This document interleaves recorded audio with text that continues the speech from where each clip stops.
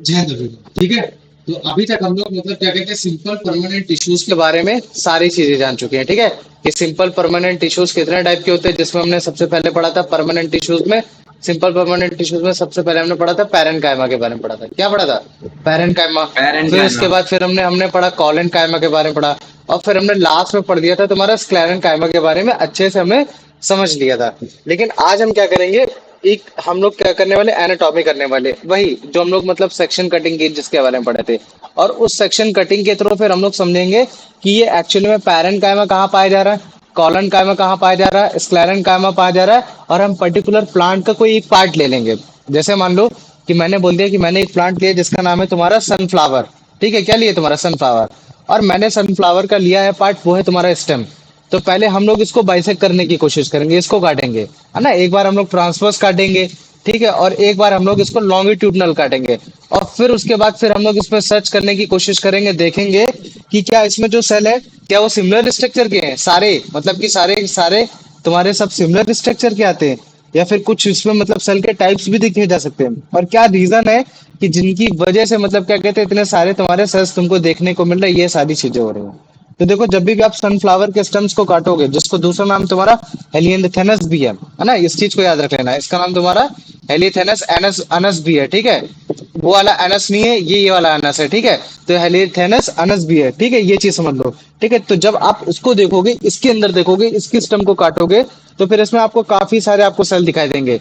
जिसमें से एक आपका सेल होगा, एक आपका होगा इपिथेलियल सेल, या फिर जिसको हम लोग बोलते हैं इपिडर्मल सेल भी बोल देते हैं। क्या बोल देते हैं उसको?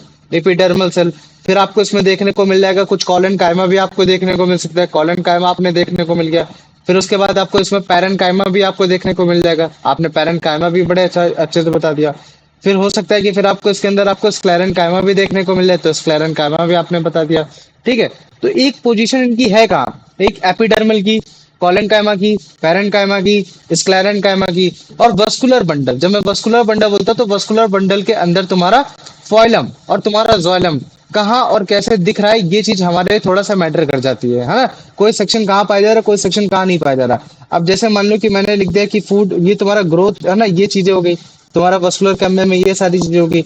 और उसके साथ साथ मैंने मान लो कि फूड स्टोरेज में पैरन कायमा हो गया, है ना। तो जरूरी नहीं है पैरन कायमा तुम्हारा फॉइलम और जाइलम के बीच में भी पाया जा रहा है। तो यहाँ जो पैरेनकाइमा है वो किस काम में आ रहा है, यहाँ जो पैरेनकाइमा है वो किस काम में आ रहा है। ग्रोथ के सेंस में जो तुम्हारा कैम्बियम काम में आ रहा है, वो कैम्बियम किस जगह काम आ रहा है, कहाँ आ रहा है, कहाँ नहीं आ रहा है, उनके बारे में पढ़ने वाले हैं। तो जब हम ये एक्टिविटी करेंगे, जब किसी भी टिश्यू, किसी भी प्लांट के टिश्यूज को कट करेंगे और डिफरेंट डिफरेंट जगह जगह पाएंगे, तब हमें और अच्छे से उसको कैटेगराइज कर पाएंगे। जब एक बार हम ये चीजें पढ़ चुके होंगे, तो फिर उसके बाद हम लोग प्रोटेक्टिव टिश्यूज की तरफ जाएंगे कि प्लांट में ऐसी कौन कौन सी जगह जहाँ हमें प्रोटेक्टिव टिश्यूज देखने को मिलती हैं, है ना। जैसे एक एपिडर्मिस है जो अभी तक हम लोगों ने नहीं पढ़ा, क्योंकि अभी जो अगर प्रोटेक्टिव टिश्यूज की बात की जाएगी तो हमने कॉलन कायमा, पैरन कायमा, स्क्लेरन कायमा के बारे में पढ़ लिया। लेकिन अगर मैं बात करूंगा एपिडर्मस की, तो एपिडर्मस के बारे में नहीं पढ़ा है हमने, कॉर्क के बारे में नहीं पढ़ा है, और हमने स्टोमेटा के बारे में नहीं पढ़ा है ना। तो ये जितने भी है ये भी तुम्हारे कहीं ना कहीं तुम्हारे ये प्रोटेक्टिव टिश्यू है। तभी तुमने देखा होगा कि जो तुम्हारा परमानेंट, जो हम बोलते हैं ना कि तुम्हारा परमानेंट, जो तुम्हारा परमानेंट टिश्यूज होते हैं प्लांट में, वो दो टाइप से होते हैं। एक सिंपल होते हैं और एक तुम्हारे कॉम्प्लेक्स होते हैं। कॉम्प्लेक्स में तुम्हारा जाइलम और फॉइलम आ जाते थे, और सिंपल में तुम्हारे आ जाते थे पैरन कायमा, कॉलन कायमा, स्क्लेरन कायमा। और इनको सिंपल इसी वजह से बोलते थे, क्यों? क्योंकि एक तो ये स्ट्रेंथ दे रहे हैं और स्ट्रेंथ के साथ साथ ये प्रोटेक्ट कर रहे हैं।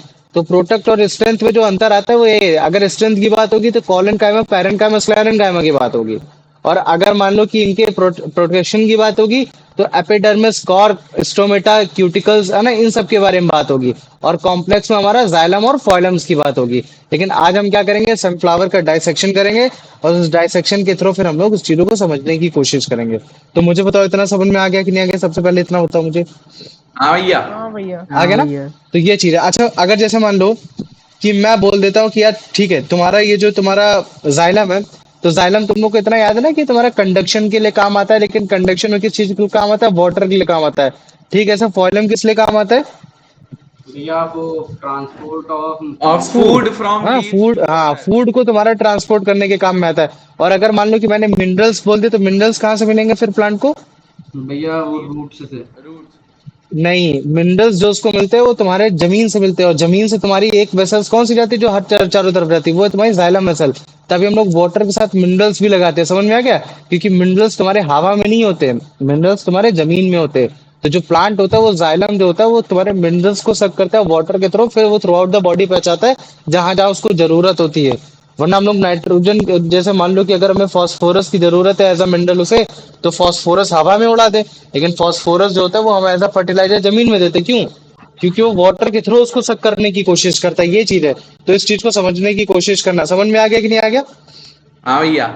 आगे ना। तो हाँ याद भैया। रख लेना, सपोर्ट की जब भी बात होगी तो कॉलन कायमा, स्क्लेरन कायमा, कॉलन कायमा स्क्लेरन कायमा सपोर्ट है ना, एकदम गिट, मतलब क्या कहते हैं उसको, एकदम मजबूती प्रोवाइड करा करते थे। और जो तुम्हारा पैरेंट कायमा होता था वो तुम्हारा स्टोरेज के रूप में काम में आता था। अगर उसके अंदर तुम्हारा अगर तुम्हारा वो पाया जा रहा था, क्या कहते हैं, क्लोरोफिल, तो वो तुम्हारा as a food storage starch को फूड करता था। तो हम लोग तुम्हारा कॉलन का सॉरी, वो तुम्हारा क्या कहते हैं कि क्लोरीन कायमा बोल देते हैं। अगर एयर को स्टोर करता था तो एयरन कायमा बोल देते। तो इस तरीके से सारी चीजें याद है कि नहीं याद है, बताओ मुझे। हाँ भैया ऐसे याद है। है ना, ये चीज है। तो आओ एक बार देख लेते हैं, तुमको दिखा देते हैं, ठीक है? ठीक। तो ये देखो, जब भी पहले तो तुम इसको देखो, ठीक है? इसको देखो, तुम्हें ऑटोमेटिक समझ में आएगा, ठीक है? ये तुम्हारा सनफ्लावर की स्टेम है। अगर तुम इसको ध्यान से देखोगे तो कहीं ना कहीं ये तुमको मस्कुलर बंडल दिख रहा है कि नहीं दिख रहा है? ये जो अभी तुम्हारे सामने इधर है फिर से, है ना? इनको देखो, ये जो तुमको दिख रहा है ना, अच्छा, ये अगर तुम ध्यान से देखोगे तो मस्कुलर बंडल तुमको ब्लू और ब्लैक कलर का दिख रहा है कि नहीं दिख रहा? पहले मुझे बताओ। हाँ भैया। ब्लू। ये ब्लू हाँ कलर का दिख रहा है ना, और ये ब्लू और ब्लैक कलर का क्यों दिख रहा है? क्यों? क्योंकि इसमें आयोडीन डाला गया है। आयोडीन का काम क्या होता है कि वो तुम्हारे स्टार्च को क्या कर देता है, ब्लू और ब्लैक कर देता है। और ब्लू स्टार्च और का मतलब ब्लैक। क्या होता है, वो होता है तुम्हारा फूड। क्यों? स्टार्च क्या होता है, ग्लूकोज होता है। तो जब जब जहां जहां ग्लूकोज पाया जाएगा, अगर उस ग्लूकोज में अगर आप आयोडीन डालोगे तो वो ब्लू और ब्लैक बना देगा। तो तुम देखो, प्लांट के जो ये स्टेम है, जो सनफ्लावर का स्टेम है, हर जगह तुम्हारा मतलब क्या कहते हैं, ब्लू एंड ब्लैक नहीं हुआ। लेकिन यहाँ यहाँ तुम्हारा ब्लू एंड ब्लैक हो गया। और ये ब्लू एंड ब्लैक क्यों हुआ? क्योंकि यहाँ तुम्हारा फूड पाया जा रहा है, स्टार्च पाया जा रहा है। तो इसका मतलब है कि अगर स्टार्च पाया जा रहा है तो यहाँ तुम्हारा फॉइलम होगा। क्या होगा? तुम्हारा फॉइलम होगा। फ्लोएम। लेकिन ये कंप्लीट नहीं है। तो यहाँ देखो, यहाँ तुम्हारे जाइलम वेसल भी हो सकती है। तो जब हम फॉइलम और जाइलम को एक साथ मिलाते हैं तभी तुम्हारा वस्कुलर बंडल कहलाता है। क्या कहलाता है? वस्कुलर बंडम कहलाता मस्कुलर है, ये चीज बंडल। है ना। तो देखो, जाइलम हो गया, जो बड़े बड़े वेसल्स है ना, ये सब क्या बड़े बड़े वेसल्स है जहाँ से वाटर सेक्शन आउट हो रहा है। और ये तुम्हारा फॉइलम हो गया। तो ये चीजें हैं। तो इतना समझ में आया कि नहीं आया, पहले मेरे को इतना बताओ। हाँ भैया। आ गया हाँ ना? भैया। और अगर मैं इसका कंप्लीट सेक्शन करूं, ये जो तुम्हारा सेक्शन है ये तुम्हारा लॉन्गिट, मतलब क्या कहते हैं, एक तरीके से तुम्हारा ट्रांसफर सेक्शन है। कैसा सेक्शन है ये? तुम्हारा ट्रांसफर सेक्शन है। कि मतलब ये जो तुम्हारा पेड़ था, पेड़ को मैंने मतलब क्या कहते हैं सीधे से ऐसे काटा, तो मेरे को ऊपर ऊपर से ऐसे दिख रहा है। तो जब भी तुम ध्यान से इसको देखने की कोशिश करोगे तो सबसे ऊपर तुमको क्यूटिकल्स की लेयर दिख रही है। अभी मैं तुमको क्यूटिकल्स के बारे में पढ़ाऊंगा, लेकिन अभी क्यूटिकल्स को बस इतना समझो कि एक एपिडर्मिस का ही मतलब क्या कहते हैं प्रोडक्ट होता है। एपिडर्मिस एक लेयर को निकालता है जिसको हम लोग बोलते हैं क्यूटिकल्स बोलते हैं। और मैंने तुम लोग को जब ये क्लास स्टार्ट हुई थी तब उससे पहले तुमको मैंने बताया था कि कुछ प्लांट ऐसे होते हैं जो अपने ऊपर क्यूटिकल्स की लेयर ज्यादा करते हैं कि ताकि तुम्हारा उसमें ट्रांसपिरेशन ना हो, वाटर का ज्यादा लॉस ना हो, ये चीज है। तो तब वहां काम आ जाता है। तो अभी इसके बारे में नहीं मालूम हो तो भी तुमको पता चल जाएगा। तो ये देखो, ये तुम्हारी जो एपिडर्मिस है, ये एक एपिडर्मिस है, सिंगल लेयर्ड है। फिर उसके ऊपर आ गया तुम्हारे क्यूटिकल्स आ गए। फिर इसके नीचे आ रहा है तुम्हारा कॉलन कायमा आ रहा है। क्यों आ रहा है? कि ताकि इसको स्ट्रेंथ दे सके। और कैसी स्ट्रेंथ दे सके? फ्लेक्सिबल इन नेचर दे सके। फ्लेक्सिबल इन नेचर मतलब क्यों?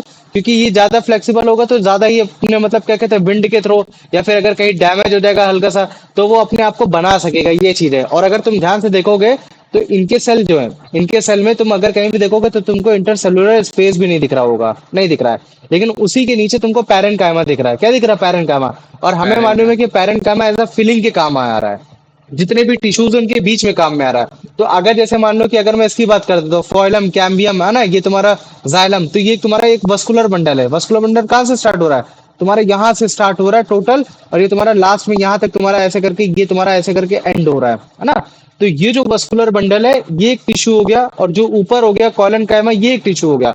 तो उनके बीच में जो स्पेस आ रहा है, उनके बीच के स्पेस को क्या कर रहा है? भर रहा है ये, है ना? पैरेंट कायमा भर रहा है। तो देखो, अगर तुम इनको ध्यान से देखोगे तो इनको बीच में तुमको स्पेस भी दिख रहा होगा। दिख रहा है कि नहीं दिख रहा है?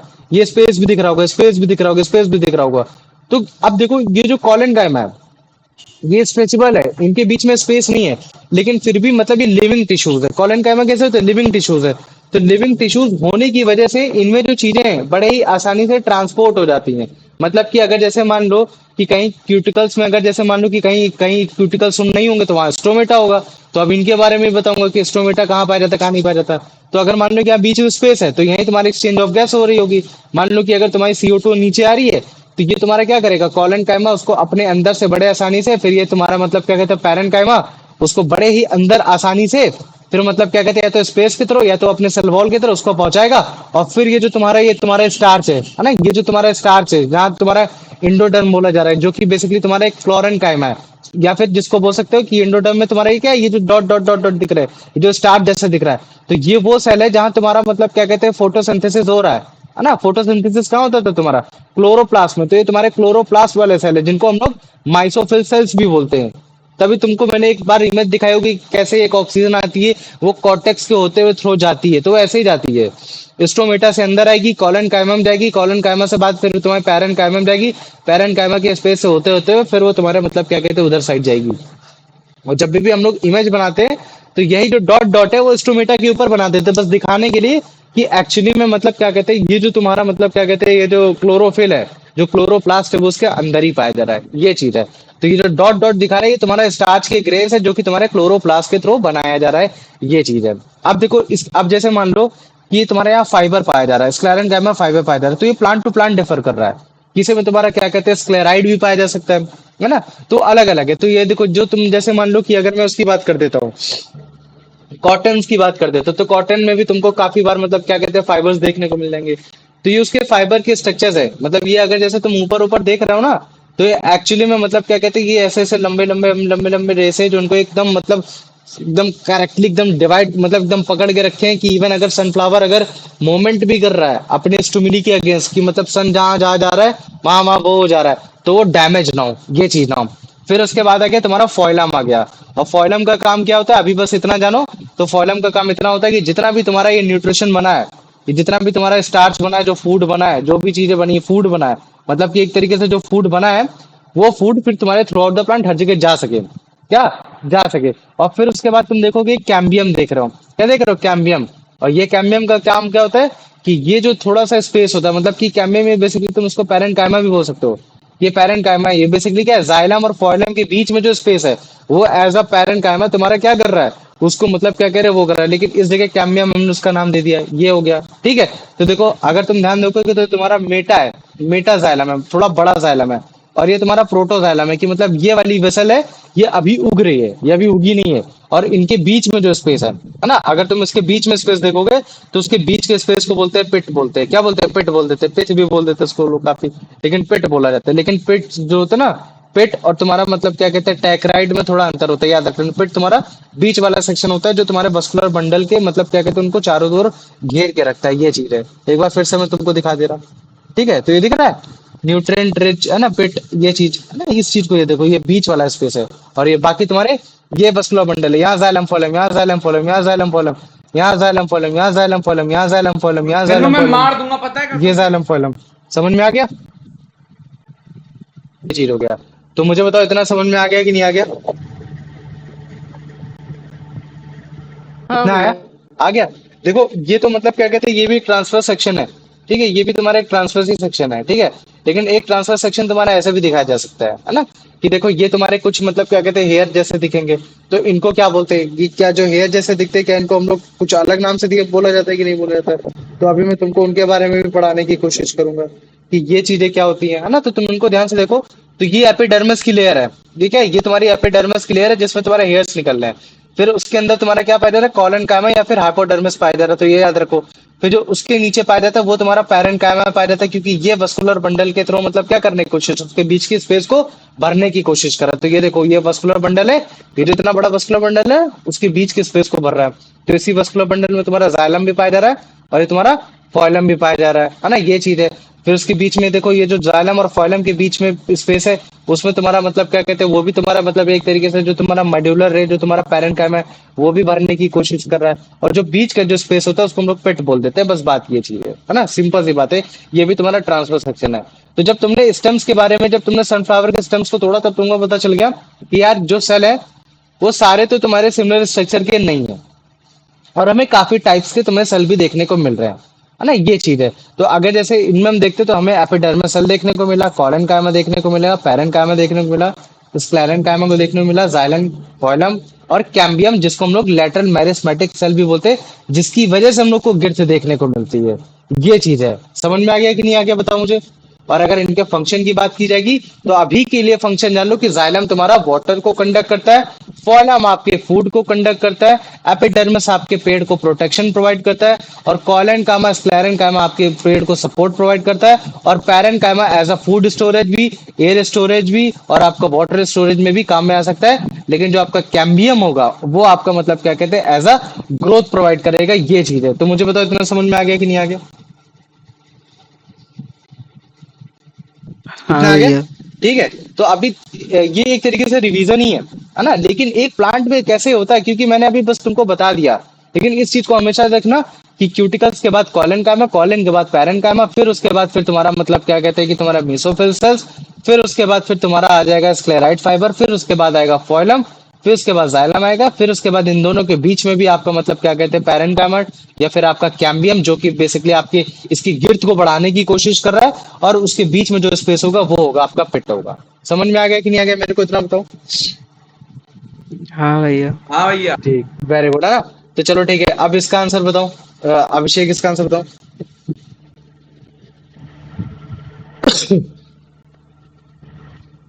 चलो यश तुम बताओ। Are all the cells are in sunflower stem similar in structure? क्या होगा? No, they are all different in structure. Very good है ना, ये चीज हो गया। चलो अब इसका आंसर बताओ अनंत। According to the text, which of the following cell types is responsible for the conduction of water in a sunflower stem? भैया इसका आंसर जाइलम जाइलम। जाइलम होगा, वेरी गुड। आ जाओ दिव्यांशु, अब इसका आंसर बताओ।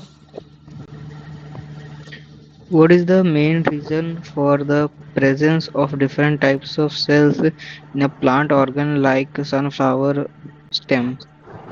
To make the plant look more complex, to perform different functions efficiently, to increase the overall size of the plant, to store excess water and nutrients. हम्म, भैया समझ रहे हो। ऑप्शन बी टू परफॉर्म हाँ very good different है ना। Functions तो ये जो efficiently. इतने सारे डिफरेंट डिफरेंट सेल्स पाए गए हैं, इनका काम ही यही चीज है कि आप ये डिफरेंट डिफरेंट काम कर सके। तो अभी अगर जैसे मान लो कि जितने भी हमने सेल्स पढ़े, एक बार फिर से मेरे को रिवीजन कराओ। जैसे सबसे पहला सेल कौन सा पाया जाता था उसमें, एपिडर्मिस पाया जाता था। फिर कौन सा पाया जा रहा था, फिर बताओ मुझे। फिर कॉलन कायमा पाया जा रहा था। फिर कौन सा पाया जा रहा था, भैया फिर भैया एपिडर्मिस के बाद पैरन पैलन काइमा. काइमा, फिर फिर कॉलन, पैरन कायमा पाया जा रहा था। फिर कौन सा पाया जा रहा था, फिर स्क्लेरन। फिर तुम्हारा उसके बाद स्क्लेरन कायमा पाया जा रहा था। Very good. फिर उसके बाद तुम्हारा वस्कुलर बंडल हो गया। ठीक है, वेरी गुड।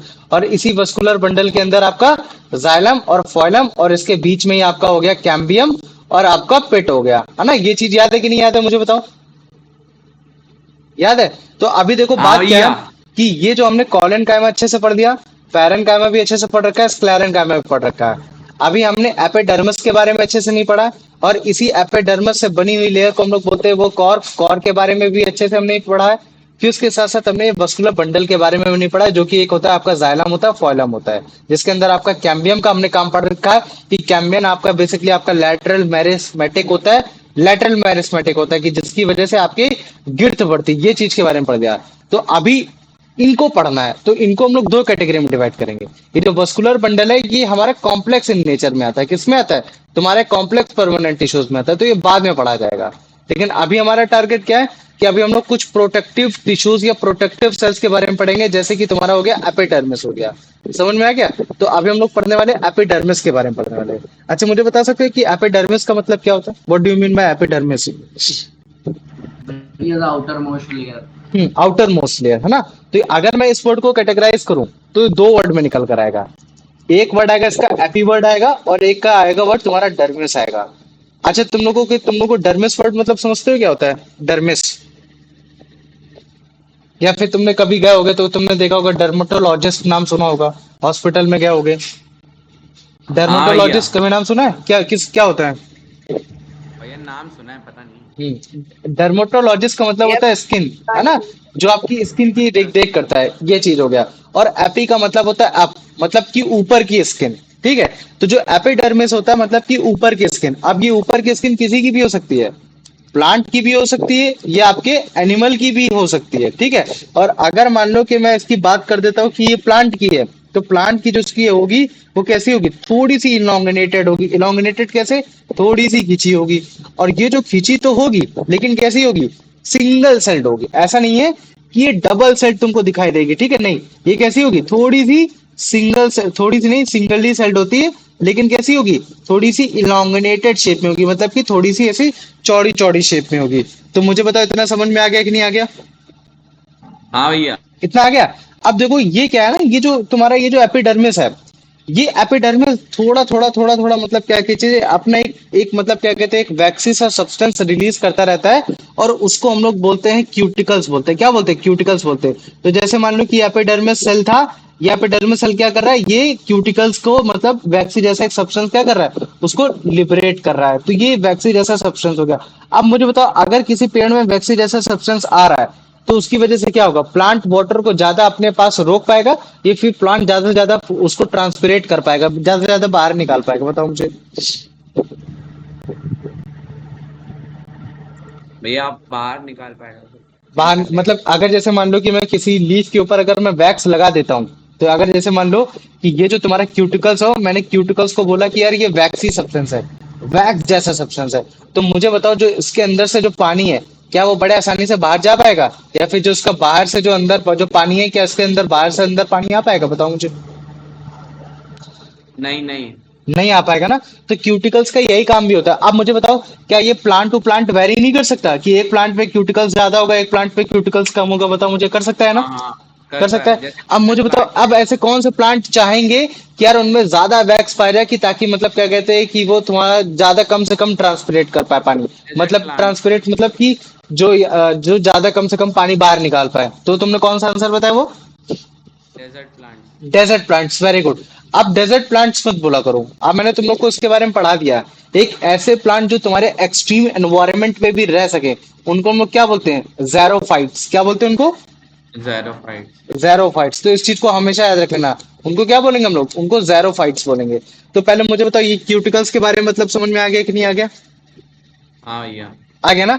और अच्छा देखो, इनके बीच में मैंने थोड़ा सा स्पेस दिखा दिया, ये एक्चुअली में इनके बीच में स्पेस नहीं होता, इंटरसेलुलर स्पेस ना के बराबर होता नहीं है, है। या तो होता ही नहीं है, ये चीज है। बस इतना मालूम है कि ये थोड़े से इलोंगनेटेड होते हैं, बड़े से होते हैं। अब मुझे बताओ, इतना समझ में आ गया, यस भैया। आ गया। हाँ अब भैया। अच्छा मुझे बताओ, अगर ये किसी वैक्सीन सब्सटेंस जैसे को मतलब क्या कहते हैं रिलीज कर पा रहे, तो इसका मतलब ये क्या है, ये तुम्हारा लिविंग है कि नॉन लिविंग सेल है, लिविंग लिविंग। लिविंग है ना। तो इनको तुम क्या बोलोगे, इनको तुम लिविंग सेल्स बोलोगे, मतलब कि इनको कहीं ना कहीं तुम पैरेंकाइमा की कैटेगरी में डाल सकते हो, कि हाँ इनके अंदर वो फूड है, जो फूड के थ्रू मतलब क्या कहते हैं, इनको वैक्स के थ्रू मतलब क्या कहते हैं, वैक्स सब्सटेंस बना के अपने आप को प्रोटेक्ट करने की कोशिश कर पाया है। तो इसी की वजह से तुम्हारे क्यूटिकल्स एपिडर्मिस की वजह से प्लांट क्या कर पाता है, अपने आप को प्रोटेक्ट कर पाता है, कि तुम उसको डाइसेक्ट ना कर पाओ। डाइसेक्ट मतलब कि उसको काट के फेंक ना सको, काटो कि काट के अगर फेंकोगे भी, तो ताकि अपने आप को कुछ देर तक होल्ड कर पाए, बचा सके, वो चीज कर पाए, है ना, ठीक है। फिर उससे भी ज्यादा बचाने का काम कॉलन कायमा करेगा,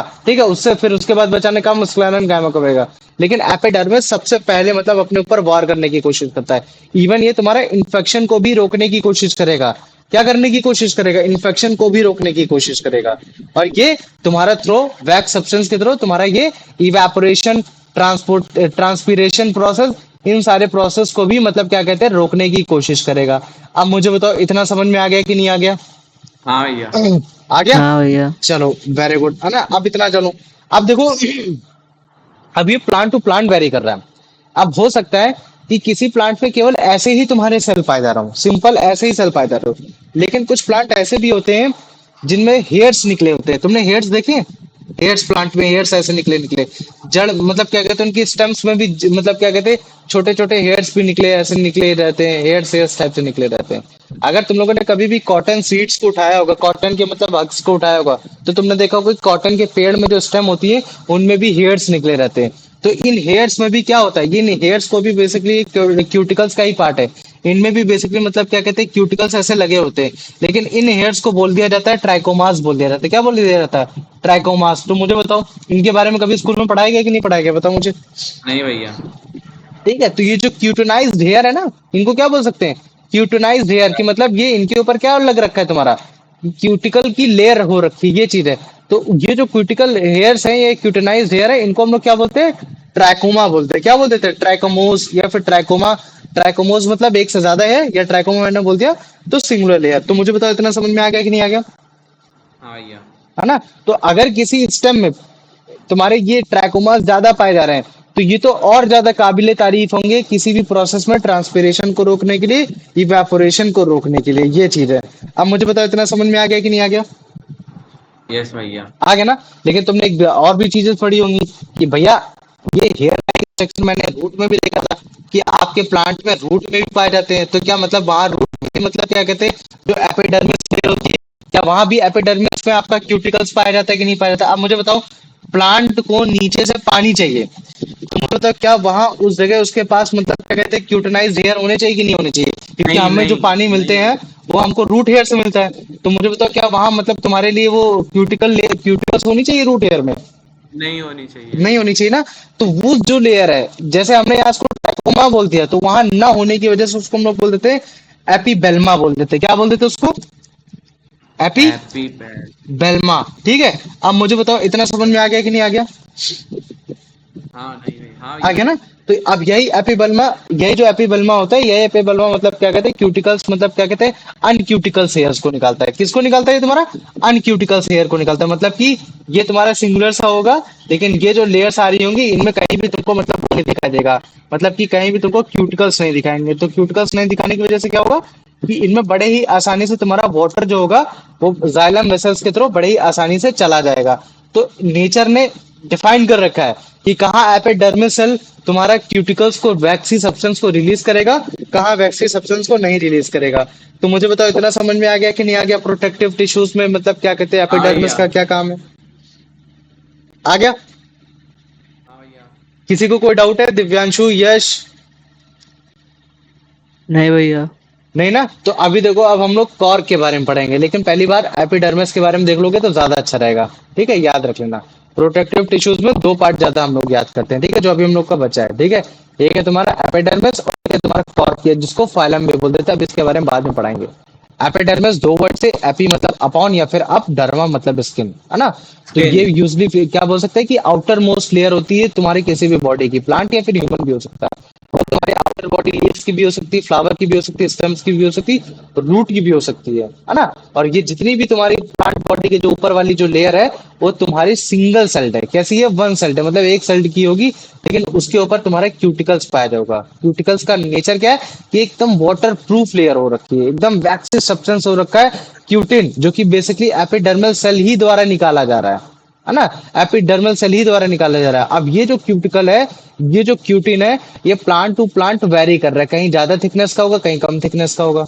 तो जहां ज्यादा मतलब क्या कहते हैं वाटर को रोकने की डिमांड होगी तो वहां ज्यादा होगा, जैसे कि तुम्हारे ज़ेरोफाइट्स या फिर तुम्हारे डेजर्ट प्लांट्स हो गए, ये चीज हो गया, है ना? तो अगर आप इनके सेल्स को देखोगे तो थोड़े से इलोंगेटेड होंगे, फ्लैटेंड होंगे, और इनके बीच में कोई भी इंटरसेलुलर स्पेस नहीं होगा। ठीक है, इनका जो अंदर का जो कंटेंट होता है उसमें जो पाया जाता है वो तुम्हारा पैरेन्काइमा सेल जैसा पाया जाता है, जो कि लिविंग सेल जैसा फंक्शन करता है, ये चीज करने की कोशिश करता है। और भी काम हो गया प्लांट को प्रोटेक्ट करना, डाइसेक्ट होने की तरफ से या फिर इन्फेक्ट होने की तरफ से, ये चीज है ना? और अगर मान लो मतलब क्या कहते हैं जो क्यूटिकल्स है, ये तुम्हारा वाटर को तो रिड्यूस करता ही करता है थ्रू इवापोरेशन प्लांट सरफेस से, या फिर तुम्हारे मतलब कोई भी पैथोजन ना आ पाए, वही चीज मतलब बताने की कोशिश को थ्रू इन्फेक्शन से, है ना? ये हो गया। तो जैसे इसको देखो तुम, अब इसको तुमको समझ में आ जाएगा, ये ज़ेरोफाइट प्लांट है, ये हमारे पास भी उगता है, लेकिन ज़ेरोफाइट प्लांट है। तो तुम देख रहे हो ये वैक्सी जैसा दिख रहा है? हाँ भैया। दिख रहा है ना? ये चीज है ना? तो ये जो वैक्स वैक्स जैसा है, इसको हम लोग क्या बोल सकते हैं? इसको क्यूटिकल्स बोल सकते हैं। ये क्या है तुम्हारा? ये क्यूटिकल्स है। ठीक है, ये चीज है। और इसके अंदर जो लेयर पाई जा रही है वो तुम्हारी एपिडर्मिसल है। तो ये देखो, ये तुम्हारा है एपिडर्मिसल, है ना? इसके अंदर तुम्हारा पाया जा रहा है, ये पाया जा रहा है, वॉक्यूल पाया जा रहा है, ये चीजें पाया जा रहा है। और इसके अंदर जो लिबरेट हो रहा है, ये चीज तुम्हारा क्या है? ये तुम्हारा क्यूटिकल्स है ना? ये क्या है तुम्हारी? ये क्यूटिकल्स की लेयर हो रखी है। ये क्या हो रखी है? ये तुम्हारी क्यूटिकल्स की लेयर हो रखी है। तो ये चीज है। अब मुझे बताओ इतना समझ में आ गया कि नहीं आ गया? हाँ भैया। आ गया ना? चलो वेरी गुड। अब देखो, अब तुम इसको देखो, ठीक है? अब अगर तुम इस प्लांट को अगर ध्यान से देख पा रहे हो तो तुमको इसमें हेयर हेयर ट्रैकोमोस तुमको देखने को मिल जाएंगे। दिख रहा है कि नहीं दिख रहा, बताओ मुझे? बहुत सारे हैं। है ना? बहुत सारे तुमको दिख रहे हैं ना? तो काफी सारे प्लांट ऐसे होते हैं जो अपने साथ क्यूटेनाइज हेयर रखते हैं, और वो जो क्यूटेनाइज हेयर रखते हैं वो भी एपिडर्मिस की थ्रू बन रहे हैं, लेकिन उनको हम लोग क्या बोल देते हैं? ट्रैकोमास बोल देते हैं। ये भी तुम्हारा ट्रांसपिरेशन को रोकते हैं, जैसे कि तुम कॉटन सीड्स में पा पाओगे, इन सब चीजों में बड़े आसानी से तुम पा पाओगे ये चीजें। लेकिन जब मैं रूट्स की बात करता हूँ, तो जो यंगर पार्ट होता है वो थोड़ा अनक्यूटेनाइज लेयर होता है, मतलब उसमें कोई भी क्यूटन नहीं होता, तो जिसकी वजह से हम लोग उसको बोल देते हैं एपीबल्मा बोल देते हैं। बाद में यही एपीबल्मा ग्रो करके रूट हेयर बनाता है, जिसकी वजह से फिर हम लोग बड़े ही आसानी से तुम्हारा मिनरल्स हो गया, वाटर हो गया, थ्रू आउट द प्लांट बड़े आसानी से इधर से उधर भेज पाते हैं। तो मुझे बताओ, इतना समझ में आ गया कि नहीं आ गया? हाँ भैया। है ना? ये चीज है। तो चलो आ जाओ। अब ये देखो, यही चीज, ये जो यहाँ जो हेयर मैं बता रहा था ना, ये हेयर, तो ये हेयर ही तुम्हारा बेसिकली मतलब क्या कहते हैं, ट्राइकोमास के बारे में बता रहा था, कि अगर जैसे आप लोग कॉटन का प्लांट लेते हो या फिर सनफ्लावर का प्लांट लेते हो, तो वहाँ आपको ये क्यूटिकल हेयर्स आपको देखने को मिल जाएंगे, या फिर ट्रिकोमास भी मिल जाएंगे। ये चीज है। तो मुझे बताओ, इतना आ गया समझ में? हाँ भैया। हाँ भैया। चलो हाँ भैया। Very good. आ जाओ कुलदीप, इसका आंसर बताओ। भैया कुलदीप नहीं है। कुलदीप नहीं है, चलो ठीक है। अभिषेक तुम बताओ। लीव मार दी। भैया अभिषेक भी नहीं है। चलो ठीक है, तो तुम बताओ यश। What is the primary function of epidermis in plant? भैया option C protection from dissection, and desiccation infection. भी बोल देते हैं, डिकेशन भी हो सकते हो, डेसिकेशन, ठीक है, और इन्फेक्शन। चलो वेरी गुड। आ जाओ। अब अनंत तुम इसका आंसर बताओ। The cuticle abaxi layer on the epidermis is responsible for reducing water. C. सी है ना? Very good. Reducing water loss and preventing pathogen entries, है ना? ये चीज हो गया।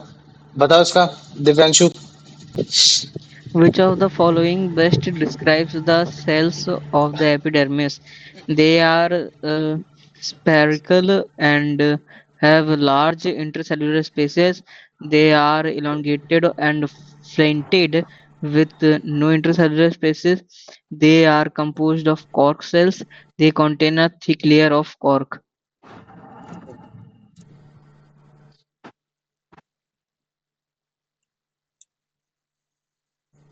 भैया इसका डी होगा। क्या होगा? डी। क्वेश्चन ये बोल रहा है कि जो तुम्हारा एपिडर्मिस की सेल होती है वो कैसी दिखती है, ये नहीं पूछा कि मतलब उसका फंक्शन क्या होता है। बोल रहा है कि मुझे डिफाइन करके बताओ कि जो एपिडर्मिस की सेल होती है वो कैसी होती है। वो स्फेरिकल शेप की होगी, उनके बीच में ज्यादा स्पेस होगा, या वो इलोंगेटेड होंगी, फ्लैटेड होंगी, उनके बीच में कोई स्पेस नहीं होगा, या फिर वो कॉर्क सेल से बनकर बनी होंगी, या फिर वो thick layer of the cork होंगी। ये चीज है।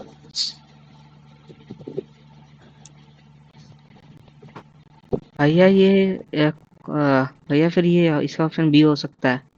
चलो वेरी गुड। चलो हो सकता है तुमने ये आंसर दिया। तुम मुझे बताओ यश, इसका आंसर क्या होगा फिर? बी ही होगा। बी ऑप्शन होगा बी। ना? इलोंगेटेड, फ्लैटेंड और कोई भी इंटरसेलुलर नहीं होगा। ये चीजें स्फेरिकल शेप में नहीं पाई जाती, ये चीजें है ना? ये तो तुमने उसमें भी देखा होगा।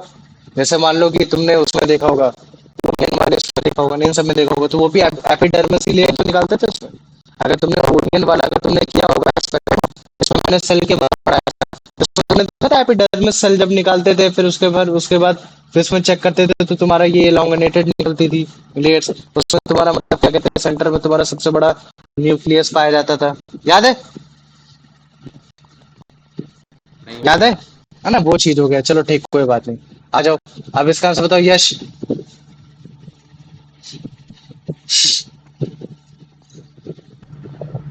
यश What are the पढ़ो। cutinized hair found on the aerial surface of many plants called? यहाँ एरियल सरफेस की बात हो रहा है। एरियल सरफेस मतलब समझे? जहां भैया से वो तुम्हारी हवा बड़े ग्राउंड के आसानी से ऊपर आ जा था। सकती है। क्या बोलोगे उसको? ग्राउंड के ऊपर था। हाँ, ग्राउंड के ग्राउंड ऊपर के था। ऊपर। हाँ वेरी गुड। भैया option C. Option C, trichomes. चलो आ जाओ। अब इसका आंसर बताओ। What is the primary function of root hairs? To increase the absorptive surface area for water and minerals. भैया सी। To increase the absorptive surface area of water and minerals. Very good. अब आ जाओ, अब इसका answer बता दो Divyanshu. In which part of the plant are epi लेमा, epibellema and root hairs लेमा भी हो found? सकते हैं, एपीब्लेमा भी। ठीक है। हाँ, बताओ मुझे प्लांट की किस पार्ट में तुम्हारा एपीब्लेमा और तुम्हारा रूट हेयर पाया जा रहा है? भैया on the roots. On the roots, है ना। अच्छा देखो, जैसे मान लो कि ये तुम्हारी ऐसी जड़ आ रही थी, ठीक है, और यहाँ से तुम्हारे यहाँ अगर मान लो कि यहाँ अगर क्यूटनाइज हेयर हो जाते, मतलब कि हेयर अगर तुम्हारे यहाँ क्यूटनाइज हो जाते, तो यहीं से तुम्हारा वो रुक जाता। लेकिन ये होने की वजह से क्या है, तुम्हारा एक हेयर ऐसे निकला, एक हेयर ऐसे निकला, एक हेयर ऐसे निकला। तुम देखते कि रूट हेयर्स भी काफी चीजों में छोटे छोटे छोटे छोटे और डिफाइंड हो रखे, कि ताकि जो तुम्हारी जमीन में भी जो ऑक्सीजन है, उस ऑक्सीजन को भी डिजोल्व फॉर्म में एब्जॉर्ब कर सके। तो वही चीज है कि इसी एपीबल्मा की वजह से हमको और भी ज्यादा रूट हेयर्स देखने को मिल जाते हैं। ये चीज है। तो मुझे बताओ, इतना समझ में आ गया कि नहीं आ गया? प्रोटेक्टिव टिश्यूज में तुम्हारा हाँ इसका भैया। काम क्या होता है? हाँ हाँ भैया। भैया। आ गया। चलो वेरी गुड।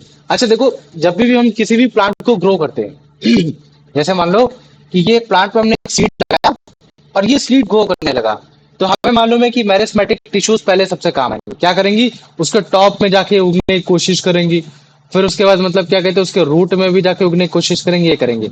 और जब यही तुम्हारे ये जो मेरिस्मेटिक टिश्यू जब तुम्हारे मतलब क्या कहते हैं ओवरग्रोन हो जाते हैं, डिवाइड करना कम हो जाता है, तो बाद में फिर ये क्या करेंगे, ये तुम्हारा परमानेंट टिश्यूज का पार्ट ले लेंगे। इसका मतलब क्या है कि प्लांट जैसे जैसे तुम्हारा ओल्ड होता चला जाता है, वैसे वैसे तुम्हारा मतलब क्या कहते हैं उसमें काफी सारी चीजें अंडरगोस चेंज हमको देखने को मिलती हैं। जैसे पहले तुम्हारा तो एपिकल मेरिस्मेटिक्स तुमको देखने को मिलेगा। क्या देखने को मिलेगा तुमको? एपिकल मेरिस्मेटिक देखने को मिलेगा। और जैसे ही एपिकल मेरिस्मेटिक खत्म, वैसे तुमको सेकेंडरी मेरिस्मेटिक, जिसको हम लोग क्या बोलते हैं तुम्हारा, जिसको हम लोग बोलते हैं कि बेसिकली तुम्हारा हम लोग बोलते हैं लैटरल मेरिस्मेटिक। मतलब कि अब ये जो प्लांट है, जो कभी ऐसे दिखता था, अब वो प्लांट थोड़ा सा कैसा दिखने लगेगा? मोटा मोटा। कैसा दिखने लगेगा? थोड़ा सा मोटा मोटा दिखने लगेगा। लेकिन ये मोटा मोटा क्यों दिखा? क्यों? क्योंकि इसके अंदर जो तुम्हारा सेकेंडरी मेरिस्मेटिक जो पाया जा रहा है, वो किस फॉर्म में पाया जा रहा है? कैम्बियम के फॉर्म में पाया जा रहा है। किस फॉर्म में पाया जा रहा है? कैम्बियम के फॉर्म में पाया जा रहा है। तो इसी कैम्बियम को हम लोग दूसरे भाषा में कॉर्क कैम्बियम या फिर फैलोजन भी बोल देते हैं। क्यों? क्योंकि कैम्बियम जो इतने बड़े आसानी से अपने आप को चौड़ा कर पा रहा है, गिर्थ मोटा कर पा रहा है, इसी वजह से कर पा रहा है क्यों? क्योंकि इसके अंदर पाया जाता है फैलोजन पाया जाता है। तो ये फैलोजन भी बोल सकते हैं इसको। ये चीज हो गया। या फिर हम लोग इसको कॉर्क कैम्बियम भी बोल देते हैं। क्या बोल देते हैं उसको? कॉर्क कैम्बियम भी बोल देते हैं। तो पहले मुझे बताओ, इतना समझ में आ गया कि नहीं आ गया? हाँ भैया। आ हाँ गया ना? भैया। तो अभी देखो, ये जो कॉर कैम्बियम है ना, ये एक सिंपल टिश्यूज है। हमको समझ में, माइक ऑफ करो, ठीक है। ये जो कॉर कैम्बियम है कैसा एकदम सिंपल टिश्यूज है ना, केवल एक टाइप से सेल से बना हुआ है। और ये कैसा दिखेगा? ये भी थोड़ा सा मतलब क्या कहते हैं रेक्टेंगुलर इन शेप का दिखेगा। कैसे दिखेगा तुम्हारा? थोड़ा सा रेक्टेंगुलर इन शेप का होगा, रेक्टेंगुलर इन शेप का होगा। और इनका जो प्रोटोप्लाज्म होगा, उसमें जो पाया जाएगा तुम्हारा वैक्यूलेटेड होगा। वैक्यूलेटेड मतलब कि इनमें जो वैक्यूल होगा वो थोड़ा सा बड़ा होगा। क्या होगा? थोड़ा सा बड़ा होगा, है ना। कैसे होगा? थोड़ा सा बड़ा होगा। जितना ज्यादा वैक्यूल बड़ा होगा, उतना ज्यादा ही वो अपने आप को मोटा कर पाएगा। और जितना ज्यादा मोटा कर पाएगा, तो उतना ही ज्यादा पेड़ भी मोटा हो पाएगा, गिरथ मोटी हो पाएगी। तो ये चीज हो गया। तो जो इनका प्रोटोप्लाज्म होता है, वो थोड़ा सा वैक्यूलेटेड होता है। और इसी वैक्यूलेटेड तुम्हारे प्रोटोप्लाज्म में जो पाया जाता है, तुम्हारा पाया जाता है टैनिन पाया जाता है। टैनिन के साथ साथ तुम्हारा पाया जाता है, तुम्हारा एक चीज पाया जाता है, भूल गया, क्लोरोप्लास्ट पाया जाता है ना। क्या पाया जाता है तुम्हारा? क्लोरोप्लास्ट पाया जाता है। ठीक, ये चीज हो गया। तो अभी अगर जैसे मान लो कि अगर मान लो कि ये पेड़ है, ठीक है, ये क्या चीज है? ये पेड़ है, ठीक है, ये पेड़ तुम्हारा मैंने बना दिया। तो ये जो तुम्हारी जो लेयर होगी ना, इसमें जो तुम अगर जैसे इसको काटने की कोशिश करोगे, तो यहाँ तुम्हारा कैम्बियम पाया जाएगा। और इसी कैम्बियम के अंदर तुम्हारा क्लोरोप्लास्ट भी पाया जाएगा और तुम्हारा टैनिन भी पाया जाएगा। ये चीज है। तो मुझे बताओ, इतना समझ में आ गया कि नहीं आ गया? हाँ इतना भैया। हाँ आ गया। भैया। आप देखो, अगर थोड़ा सा और डिफाइन करते हैं, ठीक है, ये अभी तुम्हारा ट्रांसफर सेक्शन है, ठीक है, मतलब सॉरी लॉन्गिट्यूडल सेक्शन। तो अगर मान लो कि ये तुम्हारा है कैम्बियम है, कैम्बियम मतलब कि ये तुम्हारा सेकेंडरी मेरिस्मेटिक टिश्यूज या फिर तुम्हारा लेटरल मेरिस्मेटिक टिश्यूज, जिसकी वजह से गिरथ बन रही है।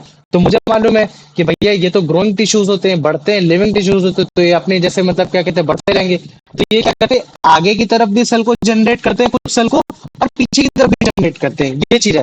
तो जिसकी वजह से आगे और पीछे दोनों तरफ से तुम्हारा सेल, तुम्हारा क्या होता है, प्लांट ग्रो करता है, लेकिन एक लिमिट तक ग्रो करता है। ऐसा तो है नहीं कि प्लांट की गिरत बढ़ती चली जा रही, बढ़ती चली जा रही, यहाँ से लेकर मेरा अभिषेक के घर तक होगी। ऐसा तो है नहीं, एक लिमिट के बाद रुक गई। क्यों? क्योंकि ये बीच में तुम्हारे वस्कुलर बंडल्स पाए जा रहे हैं, वो पाए जा रहे हैं, इधर साइड भी तुम्हारा मतलब क्या कहते हैं, ये पाए जा रहे हैं, ये पाए जा रहा है ना। तो एक लिमिट के आने का जिनकी इतनी क्षमता होती है, जितना वो ग्रो कर सकते हैं, तो इसके बाद भी उससे ज्यादा वो ग्रो नहीं कर पाते, ये चीज है। तो देखो, जब भी तुम्हारा ये जो कॉर कैम्बियम है ना, जिसको हम क्या बोलते हैं, फैलोजेम बोलते हैं, तो जब भी कॉर कैम्बियम जब भी तुम्हारे न्यू सेट या फिर नए सेल्स को बनाएगा, तो दोनों साइड्स को बनाएगा। तो जो भी तुम्हारे आउटर साइड में पाए जा रहे हैं, जो बाहर की तरफ पाए जा रहे हैं, उनको हम लोग बोल देते हैं फैलम बोल देते हैं। क्या बोल देते हैं उनको? उनको फैलम बोल देते हैं। और जो तुम्हारे अंदर की तरफ पाए जाते हैं, उनको फैलोडर्म बोल देते हैं। क्या बोल देते हैं उनको? उनको फैलोडर्म बोल देते हैं। बस बात ये हो गई, इसमें कोई ज्यादा जानने वाली बात नहीं थी, बस केवल थोड़ा सा ये सब बताना था, ये चीज है। अब मुझे बताओ, इतना समझ में आ गया कि नहीं आ गया?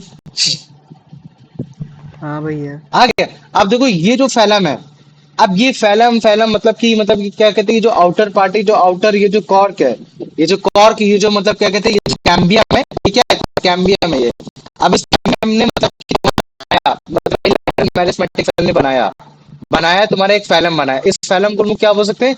कॉर्क बोल सकते हैं। तो इसी वजह से इसको हम लोग क्या बोल देते हैं? कॉर्क कैम्बियम बोल देते हैं। अब मान लो कि कॉर्क कॉर्क कॉर्क कॉर्क इकट्ठा होता रहे, इकट्ठा होता रहे, तो बाद में हम लोग इसको क्या बोल देते हैं? ये काफी थिक इन नेचर का हो जाएगा। कैसा हो जाएगा? थिक हो जाएगा। कैसा हो जाएगा? थिक हो जाएगा, एकदम मोटा हो जाएगा। बीच में तुम्हारा कहीं भी मतलब एकदम इम्परमिएबल कर देगा, मतलब कि आसपास मतलब क्या कहते हैं, जाने ही नहीं देगा, इम्परमिएबल कर देगा, ये चीज कर देगा। तो अगर मान लो कि इम्परमिएबल कर दिया, ये सब कर दिया, तब हम लोग इस केस में इसको क्या बोलते हैं? बार्क बोल देते हैं। क्या बोल देते हैं? बार्क। तो कॉर्क और बार्क में अंतर है, इस चीज को याद रख लो, है ना।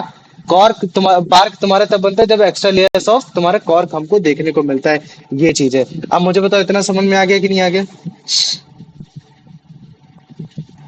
हाँ भैया। आ गया ना। तो अब देखो, ये जो है ना, इसमें कोई भी इंटरसेलुलर स्पेस नहीं दिख रहा, ये सब नहीं दिख रहा, लेकिन कहीं ना कहीं इस कॉर्क सेल के साथ साथ आउटर लेयर में और अंदर से सुब्रेन भी इकट्ठा रहता होता है। सुब्रेन का नाम सुना कभी? तुम लोग स्कूल में तुम लोग को पढ़ाया गया होगा सुब्रेन्स के बारे में, कि जो तुम्हारी हाँ चैली होती भैया, है, तुमने सुना है चैली में सुना देखा होगा, ऐसे लेयर लेयर टाइप से ऐसे बन जाती है ना, तो सुब्रेन्स की वजह से ही बनती है। तो एक एक्चुअली में जो उसको हार्डनेस दे रहा है, जो उसको मतलब क्या कहते हैं, उसके इंटरसेलुलर स्पेस को कम कर पा रहा है, अरेंज कर पा रहा है, कॉम्पैक्टली वो कर पा रहा है, कॉर्क सेल को डेड कर पा रहा है ना, कॉर्क सेल को डेड कर पा रहा है, तो वो किसकी वजह से कर पा रहा है? तुम्हारा एक सुब्रेन डिपॉजिट की वजह से कर पा रहा है, जिसकी वजह से वाटर और गैस सुब्रेन के थ्रू से तो नहीं जा सकते, लेकिन अगर उनके बीच में कहीं स्पेस होगा तो वहां से जा सकते। तभी तुमने देखा होगा कि जो हार्ड पार्ट होता है, जो हार्ड पार्ट होता है प्लांट का, वहां से तुम्हारा मतलब क्या कहते हैं कि तुम्हारा रेस्पिरेशन और वहां से तुम्हारा फोटोसिंथेसिस नहीं हो पाता, रादर देन जो प्लांट की जो एकदम छाल होती है, प्लांट की छाल होती है, जो छोटी छोटी छाल होती है, जहां तुम्हारा अभी कॉर्क बना नहीं है। क्या नहीं बना है? जहां तुम्हारा कॉर्क अभी बना नहीं है, तो वहां से तुम्हारा ज्यादा हो जाता है, ये चीज है। तो प्लांट के हर पार्ट में तुम्हारा वो नहीं होता, प्लांट के उस पार्ट में तुम्हारा रेस्पिरेशन ज्यादा होगा, या तुम्हारा मतलब फोटोसिंथेसिस ज्यादा होगा जहां तुम्हारा स्टोमेटा पाया जाएगा। लेकिन स्टोमेटा के लिए स्पेस चाहिए होता है, लेकिन जो तुम्हारा मतलब क्या कहते हैं, जो कॉर्क होता है, उस स्पेस को कहीं ना कहीं कम करने की कोशिश करता है, क्योंकि वो उस जगह को इम्परमिएबल बना देता है। तो मुझे बताओ, इतना समझ में आ गया कि नहीं आ गया? हाँ भैया। है ना। तुमने देखा होगा, जैसे तुम्हारा वो जो तुम्हारा लहसुन होता है, लहसुन भी देख सकते हो, लहसुन के ऊपर कितनी सारी डेड लेयर आ जाती हैं।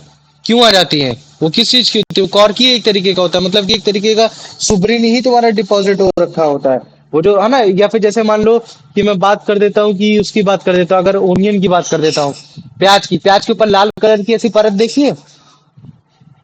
और प्याज को अगर कभी हाँ भी तुम भैया। भिगाने की कोशिश करो तो जल्दी से नहीं बिकता, जब तक तुम उसकी ऊपर की लेयर नहीं हटा देते। क्यों? क्योंकि वो सुब्रीन से बनी, ये चीजें हो रखी है। तो इसका मतलब, अगर कॉर्क का अगर मैं नेचर जानने की कोशिश करूंगा, तो मैं क्या बता सकता हूँ कि भैया वो प्रोटेक्शन प्रोवाइड कर रहा है। क्या कर रहा है वो आपका? वो आपका प्रोटेक्शन प्रोवाइड प्रोटेक्शन प्रोवाइड कर रहा है। इस, है ना, प्रोटेक्शन प्रोवाइड करने की वजह से क्या है, ना तो आपका वाटर लॉस होगा, है ना, ना ही इसके साथ साथ आपका मतलब क्या कहते हैं, आप उसको डाइसेक्ट कर पाओगे, है ना, डेसिकेशन भी नहीं कर पाओगे, ये चीज नहीं कर पाओगे। तो मुझे बताओ, इतना समझ में आ गया कि नहीं आ गया? हाँ भैया। लेकिन इसके साथ साथ हमें और भी जनरल प्रॉपर्टीज हमको देखने को मिल जाती है। यार, जो कॉर्क होता है ना, वो तुम्हारा तुम्हारा क्या कहते हैं, फ्लैमेबल फ्लैमेबल नहीं होता, इनफ्लैमेबल होता है। और इनफ्लैमेबल का मतलब क्या होता है, मुझे बता सकता है कोई? भैया वो जलता नहीं है।